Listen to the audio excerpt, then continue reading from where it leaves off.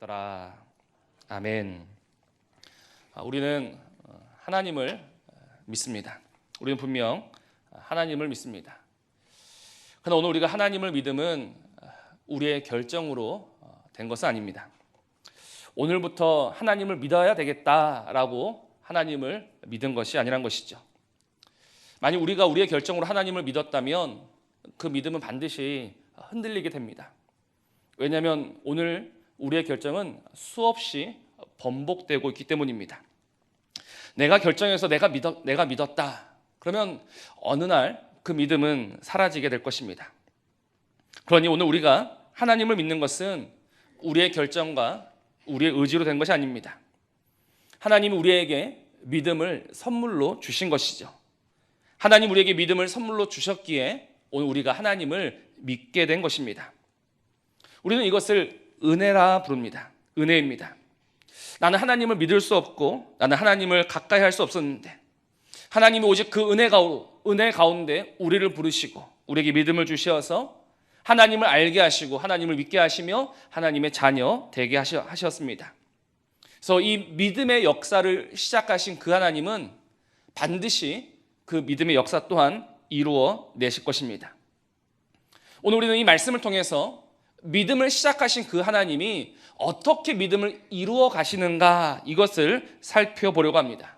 바로 믿음의 조상 아브라함을 통해서 말입니다. 아브라함은 아브라함이 되었습니다. 그러나 아브라함이 아브라함 된 것은 아브라함의 결정, 아브라함의 의지로 된 것이 아닙니다. 하나님의 은혜로 말미암아 그가 아브라함 되었습니다. 우리는 아브라함 하면은 제일 처음 그가 믿음으로 자신의 아들 이삭을 하나님께 바쳤던 그 사건을 떠올립니다. 그 하나님의 명령에 순종해서 100세에 얻은 그 귀한 아들을 기꺼이 하나님께 내어 바쳤던 아브라함. 그는 분명 대단한 믿음의 사람입니다. 하나님도 그 아브라함의 믿음을 인정하시죠. 창세기 22장 말씀을 보면 사자가 이르시되 그 아이에게 내 손을 대지 말라. 그에게 아무 일도 하지 말라. 네가 네 아들 네 독자까지도 내게 아끼지 아니하였으니 내가 이제야 네가 하나님을 경외하는 줄을 아노라라고 했습니다. 분명 아브라함은 믿음의 사람이 맞습니다. 믿음의 조상입니다. 그러나 오늘 우리가 생각해야 할 것은 그가 과연 처음부터 믿음의 사람이었고 믿음의 조상이었냐는 것입니다. 아브라함이 태어나면서부터 믿음의 사람이었습니까? 결코 그렇지 않다는 것이죠. 오늘 고향을 떠나서 약속의 땅에 들어가는 이 말씀을 살펴보면 이 모든 일이 아브라함의 믿음으로 된 것이 아니라 하나님의 의지요, 하나님의 결단임을 우리는 알게 될 것입니다.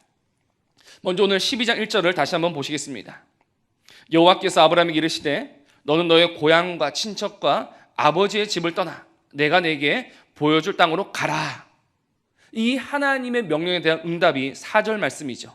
이에 아브라함이 여호와의 말씀을 따라갔고 롯도 그와 함께 왔으며 아브라함이 하란을 떠날 때에 75세였더라라고 합니다. 하나님이 말씀하셨고 아브라함은 그 말씀에 순종했습니다.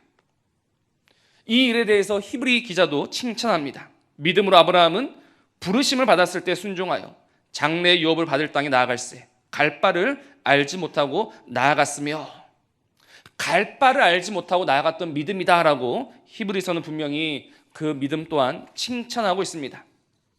근데 아브라함에 대한 이야기는요, 이 창세기와 히브리서에만 나오는 것이 아니고 성경 여러 곳에 걸쳐서 나옵니다. 그래서 우리가 오늘은 그 여러 말씀들을 좀 종합적으로 찾아서 보려고 합니다. 제일 처음 아브라함이 등장한 것은 창세기 11장입니다. 창세기 11장은 어떤 사건을 다루고 있는가? 그 유명한 바벨탑 사건을 다루고 있습니다. 사람들이 하나님을 대적해서 그 탑을 높이 쌓아 올리죠. 하나님이 그 악한 자들을 심판하시어 그들을 온 지면에 흩어버리셨습니다. 그리고 그 온 지면에 흩어버리셨는데 창세기 11장 마지막에는 그 이야기에 바로 이어서 셈의 족보가 나옵니다. 셈이 누구를 낳았고 누구를 낳았고 누구를 낳았고. 그래서 그 마지막에 누가 나오느냐? 데라가 나옵니다. 데라는 바로 아브라함의 아버지입니다. 데라가 세 아들을 낳았습니다. 아브라함과 나홀과 하란을 낳았습니다. 그리고 창세기 11장 31절 한번 보십시오. 오늘 바로 앞에 있으니 한번 보시면 좋을 것 같습니다. 11장 31절에서 무엇이라고 하는가? 데라가 그 아들 아브라함과 하란의 아들인 그의 손자 롯과 그의 며느리 아브라함의 아내 사레를 데리고 갈대아인의 우르를 떠나 가나안 땅으로 가고자 하더니 하란에 이르러 거기 거류하였으며 라고 합니다. 지금 누가 가나안 땅으로 갑니까? 아브라함입니까? 아니면 아브라함의 아버지 데라입니까? 데라가 온 가족을 이끌고 가나안 향해서 떠났습니다. 그리고 가는 길에 하란에 이르게 되었고 데라의 가족은 그 데라에 머물다가 데라는 그 하란에서 죽었습니다. 그리고 이어지는 말씀이 오늘 12장 1절입니다. 여호와께서 아브라함에게 이르시되 너는 너의 고향과 친척과 아버지의 집을 떠나 내가 내게 보여줄 땅으로 가라라고 하십니다. 그러면 지금 이 창세기 12장 1절 말씀은 하나님이 갈대아에 있는 아브라함에게 하시는 말씀입니까? 아니면 하란에 있는 아브라함에게 하시는 말씀입니까? 갈대아가 아니라 하란에 있는 아브라함입니다. 하나님은 지금 아브라함을 하란에서부터 불러내셨습니다. 이는 지금까지 우리가 알던 내용과 사뭇 다른 내용입니다. 우리는 하나님이 아브라함을 갈대아 우르에서 불러내셨다는 것으로 알고 있습니다. 근데 분명 오늘 말씀을 보면 하나님은 그를 하란에서 부르고 계십니다. 그리고 갈대아에서 가나안으로 가는 것도 아브라함이 아닌 그 데라에 의해서 시작되고 있습니다. 아브라함이 믿음으로 떠난 것이 아니요 어떤 알 수 없는 이유로 데라가 그 고향을 떠난 것이죠. 그러면 성경은 수정되어야 할 것입니다. 창세기 15장 7절 말씀을 보면 나는 너를 갈대아인의 우르에서 이끌어낸 여호와니라 라고 했었는데 이 말씀은 내가 너를 우르에서 이끌어낸 이것이 아니라 내가 너를 하란에서 이끌어낸 여호와다라고 바뀌어야 할 것 같습니다. 근데 왜 하나님은 아브라함을 하란에서 불러냈다라고 하지 않으시고 갈대아인의 우르라고 분명히 말씀하셨을까요? 이에 대한 답이 사도행전을 보면 알 수 있습니다. 사도행전 7장에 스데반이 설교한 장면이 나오죠. 그때 스데반이 무엇이라고 하는가? 7장 2절과 3절 말씀을 보면 스데반이 이르되 여러분 부형들이여 들으소서. 우리 조상 아브라함이 하란에 있기 전 메소보다미아에 있을 때 영광의 하나님이 그에게 보여 이르시되 내 고향과 친척을 떠나 내가 내게 볼 땅으로 가라 하시니라고 했습니다. 지금 사도행전에서는 하나님이 아브라함을 언제 불렀다고 말하고 있는가? 분명히 하란에 있기 전 메소보다미아에 있을 때다라고 분명히 말하고 있습니다. 여기서 말하는 메소보다미아가 갈대아 우르 지역입니다. 사도행전 분명 하나님이 갈대아에서부터 그를 부르셨다고 합니다. 그러면 지금 이 창세기 12장 말씀과 사도행전 말씀은 전혀 다른 말씀이 됩니다. 하나님이 갈대아에서 부르신 것인가? 아니면 하란에서 부르신 것인가? 이것은 사실 굉장히 중요한 문제입니다. 그냥 덮고 지나갈 문제가 아닙니다. 하나님이 어디에서부터 그를 불러내셨는가에 따라서 오늘 설교의 결론은 달라질 수도 있습니다. 한번 생각해 보십시오. 하나님이 지금 그를 어디에서부터 불러내셨을까요? 데라가 자신의 모든 가족을 이끌고 가나안을 떠나서 하란에 머무고 있을 때 하나님이 그 하란에서 아브라함에게 말씀하셨을까? 아니면 오늘 사도행전 말씀처럼 하란에 있기 전 메소보다미아에 있을 때 그를 부르셨을까? 하나님은 분명 그를 하란이 아닌 갈대아에서 부르셨습니다. 다시 사도행전 7절 말씀을 보면 이렇게 말씀하고 있죠. 영광의 하나님이 그에게 보였다라고 합니다. 아브라함이 영광의 하나님을 보았습니다. 근데 자신이 만나게 된 그 하나님이 어떤 하나님인지 아브라함이 알고 있었을까요? 그가 정말 그 하나님을 정확히 이해하고 정확히 믿고 정확히 순종했을까요? 그렇지 않습니다. 아브라함은 하나님에 대한 이해가 부족했고 하나님에 대한 믿음이 부족했습니다. 그가 가나안에서 보여줬던 수많은 실수들을 보면 우리가 알 수 있습니다. 하나님은 그에게 가나안을 주셨죠. 그런데 아브라함은 어떻게 합니까? 조금만 배고프면, 조금만 힘들면 그 약속의 땅을 버렸던 자가 아브라함입니다. 자신의 아내를 누이라고 속였던 이가 아브라함입니다. 약속의 씨를 기다리지 못해서 이스마엘을 낳았던 자가 아브라함입니다. 아브라함이 75세에 하란을 떠났고 그 아들 이삭을 바칠 때가 한 110세에서 115세, 그러니까 약 한 3, 40년의 시간이 있습니다. 그 시간 속에서 아브라함은 점점 하나님을 알아갔고 하나님을 신뢰하였습니다. 그래서 그의 믿음으로 인정된 것은 그가 하란을 떠날 때가 아니라 그가 모리아산에서 자신의 아들 이삭을 하나님께 바쳤을 때입니다. 그러니 이 하나님을 모르는 아브라함이 갈대아에서 영광의 하나님을 보았습니다. 그분께 말씀을 들었습니다. 그런 아브라함이 얼마나 그 하나님을 믿을 수 있었을까요? 한번 생각해 보십시오. 어느 날 꿈속에서 그 하나님을 만났습니다. 그 하나님 나에게 분명히 말씀하셨습니다. 그럼 여러분 같으면 어떻게 하시겠습니까? 아마 믿을 만한 사람한테 가서 물어볼 것입니다. 과연 이분이 누구이신가? 아브라함은 누구에게 물었겠습니까? 아브라함은 그 아버지 데라에게 물었던 것입니다.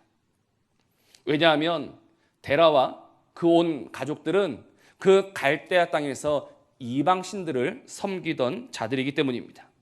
여호수아 24장에서 분명히 말씀합니다. 여호수아가 모든 백성에게 이르되 이스라엘의 하나님 여호와께서 이같이 말씀하시기를 옛적에 너희의 조상들 곧 아브라함의 아버지 나홀의 아버지 데라가 강 저쪽에 거주하여 다른 신들을 섬겼으나라고 했습니다.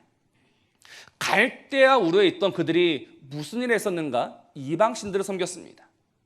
당시 문명이 발달했던 갈대아 지역에는 수많은 신들이 있었습니다. 그 수많은 신들을 섬기던 자가 누군가? 데라와 그의 가족들입니다. 그런데 어느 날 영광의 그 어떤 하나님을 보게 되었습니다. 알지는 못합니다. 그러나 그 아버지에게 말하죠. 내가 그 하나님을 봤는데 그 하나님이 떠나라고 하더라. 그러니 그 종교심이 많았던 그 가족들은 어떻게 보면 두려움에 사로잡혀서 그 갈대아를 등 떠밀리듯이 떠나게 된 것입니다. 내가 알지 못한 어떤 신이 나에게 지금 우리 가족에게 말했으니까 우리가 떠나야 되겠다. 그래서 창세기 11절 말씀처럼 데라가 그 온 가족들을 이끌고 그 갈대아를 떠나 가나안으로 가고자 했던 것이죠. 그렇게 떠난 그들은 하란에 도착했습니다. 하란은 어디인가? 하란은 그 갈대아 지역의 끄트머리입니다. 그 하란만 지나면 가나안입니다. 근데 그들이 왜 하란에 머무르게 되었는가? 지금 알지 못하는 어떤 영광스러운 분의 계시를 받아서 우리가 여기까지 오긴 왔는데 막상 이 하란을 지나려니 두려운 것입니다. 정말 우리가 모든 것을 버리고 가서 그 땅에 가서 잘 살 수 있을까? 믿음이 없던 그들은 흔들리게 되고 주저하게 되고 결국 그 하란에 머무르게 되는 것입니다.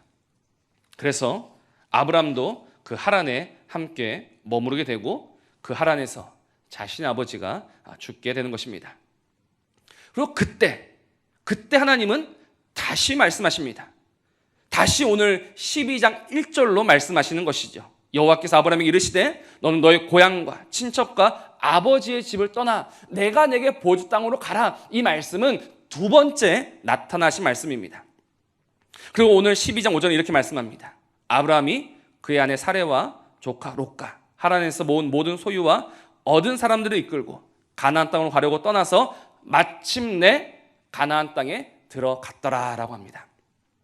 여기 5절에서 우리는 이 마침내라는 단어를 좀 주의 깊게 보아야 합니다. 마침내 가나안 땅에 들어갔다. 여기서 말하는 마침내는 하나님의 마침내입니까? 아니면 아브라함의 마침내입니까? 다시 말해서 아브라함이 마침내 그 믿음으로 모든 역경과 고난을 이기고 가나안에 들어갔다라는 이야기입니까? 아니면 나 여호와가 마침내 그들을 집어넣었다라는 이야기입니까? 하나님이 아브라함에게 2번 나타나 말씀을 하셨습니다. 갈다에서 한 번, 하란에서 한 번. 하나님이 왜 2번이나 그에게 말씀하셨습니까? 아브라함이 가나안으로 가려고 하지 않았기 때문이죠. 하란에서 자신의 아버지가 죽은 이후에, 그래 이제는 내 아버지가 죽었으니 내가 이제는 가야 되겠다, 아브라함이 결심합니까? 그렇지 않습니다. 자신의 아버지 데라가 죽은 이후에도 아브라함은 여전히 그 하란에 있습니다. 그래서 하나님은 그에게 다시 말씀하신 것이죠. 다시 말씀하시어 마침내 하나님이 그를 그 가나안에 밀어 넣으신 것입니다. 그런데 오늘 5절의 마침내는 아브라함의 마침내가 아니라 하나님의 마침내입니다. 하나님이 마침내 그 부르신 그 일을 마침내 이루셨다라고 오늘 12장 5절은 이야기하고 있는 것이죠. 여기서 하나님의 마침내라는 것은 저와 여러분에게 있어서도 상당히 중요합니다. 왜냐하면 지금 아브라함이 이 가나안에 와서 믿음의 조상이 된 것은 그의 믿음이 마침내 이루어낸 결과가 아니라 하나님의 의지와 하나님의 열심이 마침내 이루어낸 결과이기 때문입니다. 아브라함이 자신 스스로 아브라함 된 것이 아니라 하나님이 마침내 아브라함을 아브라함으로 만들어내셨습니다. 아브라함은 가나안에 오기 싫었습니다. 그는 자신의 고향을 떠나기가 싫었습니다. 그러나 하나님이 그를 택하셨고 하나님이 그를 붙잡으셨고 하나님이 그를 이끄시니 그가 마침내 가나안에 와서 마침내 믿음의 사람, 믿음의 조상이 되었습니다. 오늘 이 말씀 우리에게 은혜가 되는 것은 그 하나님이 마침내 그 일을 이루신 그 하나님이 지금 우리를 붙들고 계시기 때문입니다. 오늘 우리가 하나님을 믿게 된 것은, 오늘 우리가 하나님 안에 거하며 살게 된 것은, 우리가 이 작은 믿음이라도 하나 가지고 살게 된 것은 우리의 의지와 우리의 결단이 결단코 아닙니다. 이는 전적으로 하나님의 의지요 하나님의 결단입니다. 우리를 포기치 아니하시고 택하신 우리를 후회하지 아니하시고 끝까지 나를 사랑하시기에 그래도 우리가 지금 이 자리에 이렇게 있는 것입니다. 오늘 이 자리에 계신 분들은 대부분 자녀를 다 키우신 분들입니다. 그 자녀들을 키우실 때 어떠셨습니까? 그 자녀가 늘 예뻤습니까? 저희 집에는 아들이 둘이 있습니다. 큰애가 11살이고 막내가 2살입니다. 9살 차이입니다. 요즘 이 큰애 때문에 엄마가 가끔씩 한숨을 쉴 때가 있습니다. 오늘 아침에도 엄마한테 대들다가 집에서 쫓겨났습니다. 엄마가 나가라니까 나갑니다. 갈 데가 없어서 집 앞 벤치에 앉아 있습니다. 창문 너머로 그 모습을 보았는데 참 가관이었습니다. 그래서 그 아이 때문에 엄마가 이렇게 풀이 죽어 있는데 다시 웃습니다. 왜 다시 웃을까요? 이제 2살 된 그 아이를 보니까 눈에서 다시 꿀이 떨어지는 겁니다. 그 아이를 보고 있자니 그 11살 아들 때문에 생겼던 모든 분노가 한순간에 다 사라져 버렸습니다. 그래서 제가 그랬죠. 9년만 있으면 얘가 제가 될 거다. 그렇지 않습니까? 지금은 너무 예쁘고 너무 사랑스러운데 조금만 있으면 그렇지 않습니다.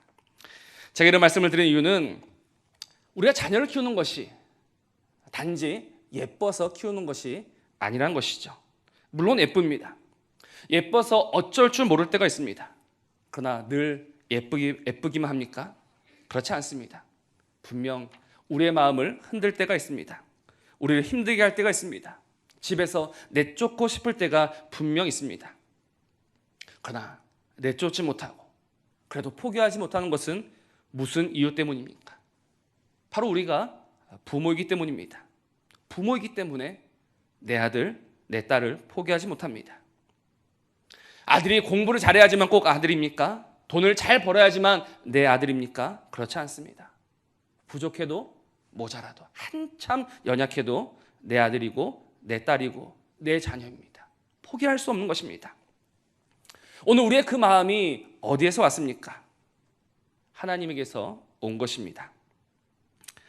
고향과 친척을 떠나서 내가 내게 보일 그 땅으로 가라 했지만 아브라함은 그 아버지 데라의 손을 놓지를 못합니다. 그래도 좀 가는 것 같은데 하란에서 멈춰버립니다. 하란에서 그 아버지가 죽었지만 아브라함은 여전히 요지부동입니다. 그래서 하나님은 다시 말씀하시고 다시 그를 이끄시고 마침내 그를 가나안에 집어넣으셨습니다. 하나님의 그 열심이, 하나님의 그 중심이 아브라함을 아브라함으로 만들어낸 것이죠. 하나님이 지금 우리를 붙드십니다. 그러니 하나님은 반드시 저와 여러분을 마침내 영광의 나라에 들어가게 하실 것이요, 그 자리에 세우실 것입니다. 아브라함을 끝까지 붙드셨던 그 하나님 우리를 포기치 아니하시고, 그 하나님 우리를 후회하지 아니하시고, 우리를 반드시 그 놀라운 영광의 자리에 우리를 세워내실 것입니다. 내가 믿어서가 아니요, 내가 힘을 내서가 아니요, 하나님이 힘을 내시어 하나님이 하나님의 능력으로 그 일을 반드시 이루실 것입니다. 그럼 여기에서 우리의 믿음은 무엇입니까? 우리는 무엇을 믿어야 합니까? 우리는 바로 그 하나님의 열심을 믿는 것입니다. 우리를 포기치 아니하시고 우리를 놓지 아니하신 하나님, 우리는 그 하나님을 믿으며 사는 것입니다. 그 하나님을 믿기에 오늘 우리의 삶을 다시 그분께 내어 맡기며 오늘을 또 살아내는 것입니다. 우리가 오늘을 살 수 있는 이유는 그가 반드시 마침내 이루실 것을 믿기 때문입니다. 우리는 날마다 근심합니다. 우리는 날마다 걱정합니다. 우리가 왜 근심하며 왜 걱정합니까? 바로 그 하나님을 잘 믿지 못해서입니다.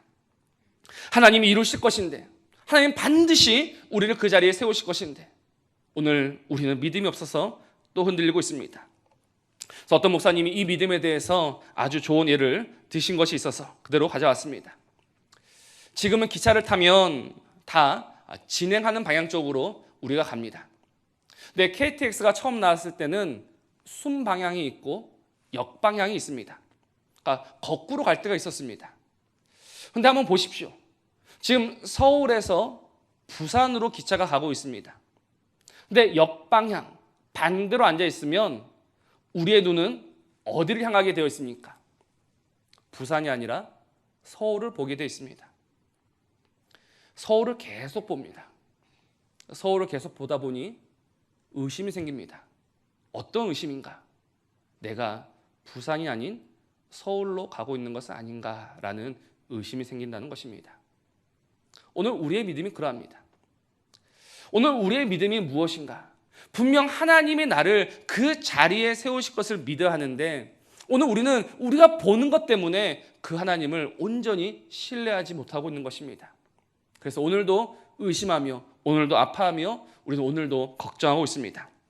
그러나 사랑하는 성도 여러분, 오늘 우리의 믿음은요, 눈에 보는 것을 믿는 것이 아닙니다. 지금 서울이 보인다라고 해서 우리가 서울로 가는 것이 아니다라는 것입니다. 나를 붙드신 하나님, 그 하나님이 지금도 쉬지 않고 일하고 계시기에 우리의 눈은 서울을 보고 있지만 우리는 반드시 그 부산에 도착하게 되는 것입니다. 지금 내가 여기서 좀 죽을 쓰고 있는 것 같고, 지금 내가 여기서 쓰러지고 있는 것 같고, 지금 내가 여기서 끝날 것 같지만, 그러나 그 하나님의 열심은 반드시 우리를 그 자리, 그 영광의 자리에까지 이르게 하실 것입니다. 오늘 우리에게는 이 믿음이 있어야 합니다. 오늘 우리에게 정말로 이 믿음이 있어야지만 우리는 오늘을 살아갈 수 있습니다. 오늘 살아가다 보면 우리는 또다시 좌절합니다. 또다시 아픈 현실들이 오늘 우리의 마음을 헤집어 놓을 때가 있습니다. 오늘도 이 현실이 우리의 이 가슴을 헤집어 놓고 오늘 우리로 하여금 하나님이 안 계신다라는 강한 믿음을 우리에게 줄 때가 있습니다. 그러나 그때마다 우리는 하나님을 생각해야 합니다. 아브라함을 붙드셨고, 그래서 그 아브라함을 아브라함 되게 하신 하나님, 그 하나님이 지금도 살아계시어서 오늘도 우리와 함께 하심을 우리는 믿고 또 믿어야 하는 것입니다. 그래서 이 믿음이 무엇인가? 저는 이 믿음이 바로 하나님께 설득당하는 것이다 라고 오늘 말씀을 드리고 싶습니다. 그렇습니다. 믿음은 하나님의 설득입니다. 도저히 믿어지지 않는, 도저히 받아들일 수 없는, 그러나 하나님은 그것을 우리에게 말씀하시고 우리를 설득하십니다. 세상은 그 하나님의 말씀을 버렸습니다. 세상 그 하나님의 말씀을 믿지 못합니다. 그 말씀을 도저히 믿지 못한다고 해서 그들은 그 아들 예수를 십자가에 못 박아 죽였지 않습니까? 그들은 설득당하지 않았습니다. 그러나 이 땅 가운데 설득당한 이들이 있습니다. 누구입니까? 하나님께 믿음을 선물로 받은 자들입니다. 하나님께 믿음을 선물로 받은 자들은 설득당한 자들입니다. 도저히 믿어지지 아니하는 그 하나님을 믿도록 설득당한 자들이 바로 저와 여러분입니다. 오늘도 하나님의 말씀은 우리를 또다시 설득할 것입니다. 이제는 포기하고 싶고, 이제는 그만두고 싶고, 이제는 내려놓고 싶은 이 현실 앞에서 하나님의 말씀이 또다시 우리를 설득할 것입니다. 그렇지 않다. 하나님이 살아계시며, 하나님이 여전히 우리와 함께 하시며, 그 하나님이 지금도 일하고 계신다. 하나님 오늘 우리를 설득하고 있습니다. 오늘 그 하나님의 말씀 앞에 설득당하는 저와 여러분이기를 축원합니다. 이 설득당함이 우리에겐 복입니다. 왜냐하면 그 설득당함이 결국 우리의 운명을 바꾸었기 때문입니다. 죽은 자에서 산자로, 영벌에서 영생으로, 저주에서 복으로 어떻게 우리가 바뀔 수 있습니까? 이 말씀에 설득당했기 때문입니다. 하나님이 오늘도 우리에게 오시어 이 말씀으로 설득하실 때 믿음으로 그 설득당하는 은혜가 있기를 바랍니다. 어떨 때는 오늘 우리의 현실을 보고 있노라면 참 눈물이 마르지 않을 때가 있습니다. 도저히 믿어지지 않을 때가 있습니다. 이 현실과 다른, 오늘 이 현실과 다른 그 말씀 앞에서 우리는 그 말씀을 버리고 싶은 충동이 일어날 것입니다. 그러나 눈물로 설득당해야 됩니다. 눈물로 현실이 아닌 주의 말씀을 붙들어내야 합니다.